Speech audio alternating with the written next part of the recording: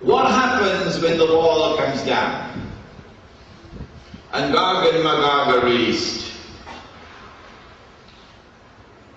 Here are a people who have PhDs in wickedness, in corruption, in oppression, in injustice, and who are going to function as the right hand and the left hand of the Dajjal. And so they're going to also have a PhD in deception. They tell lies upon lies upon lies. But in addition to this, the Prophet said that Allah said, Hadith al-Qudsi, listen to his words. I have created creatures of mine so powerful that none but I can destroy them. You want to wage jihad against them? They'll beat you. They'll beat the daylights out of you. I have created creatures of mine so powerful that none but I can destroy them. And so when Gog and Magog are released in waves, one after the other, eventually, they take control of the world. With a power which is unique in all of history. An indestructible power. A power which cannot be rivaled by any possible combination of rivals. The African National Congress did not defeat the white man in South Africa. Oh no. The white world order realized that this was an embarrassment, apartheid, with which we could not live if we wanted to pursue our agenda.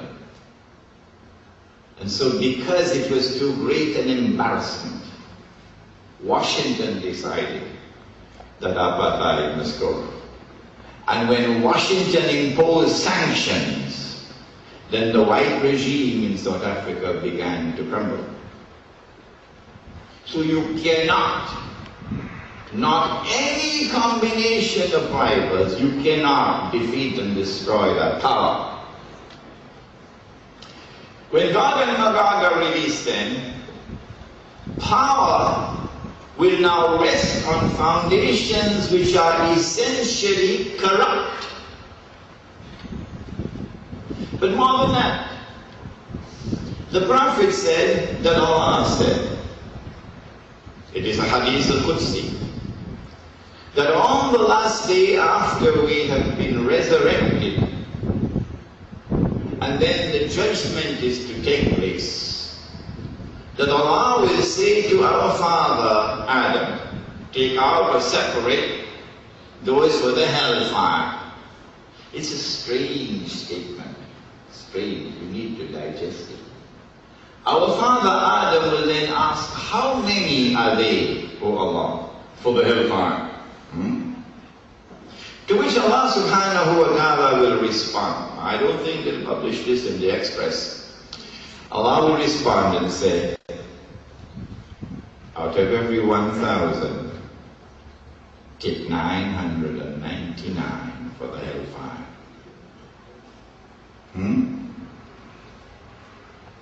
The companions of the Blessed Prophet were terrified, because in those days they had the fear of Allah in the heart. Today we got a Toyota Camry. They were terrified. Then he smiled.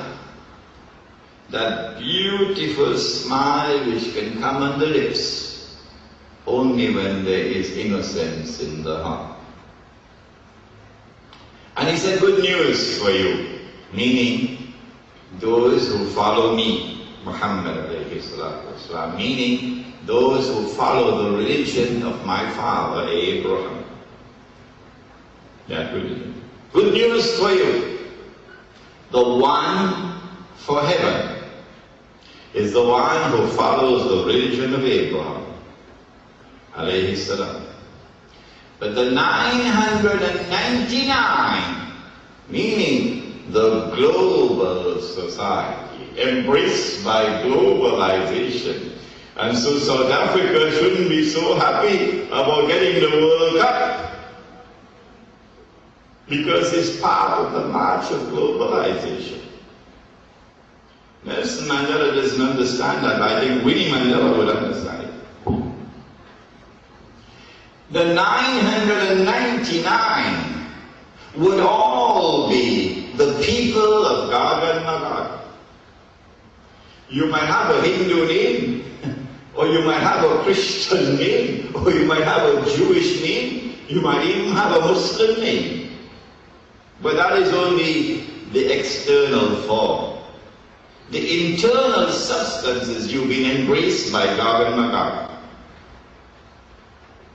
And so when Gog and Magog are released, power will rest on foundations which are not only corrupt, but also godless. Are you beginning to understand? Are you? Yeah. Essentially godless. And so power will now be used not to punish the oppressor. No. Power will now be used to oppress. Power will now be used to corrupt. Power will now be used pitilessly to take from the poor the little that they have. And the prophets spoke of it in the Bible. The prophets spoke in the Bible of a time that will come when the little that the poor have will be taken from them. Take a look at Haiti. Take a look at the prisons of Iraq. Everyone else could write on Iraq. And they publish in the Guardian and the Express and the Newsday and so on. But when a Muslim wants to write on issues affecting us, they're not going to publish it until we write in conformity with their designs. And so it's time for us to come together and buy. It's time for us to come together, put our little money together, and go and buy newspaper space, so that we can write, and so that the world can see what we write, unedited by any newspaper. A sister came to me in my class in San Fernando last Thursday with a check for $1,000. She said, "Yeah, use it to pay for your publication."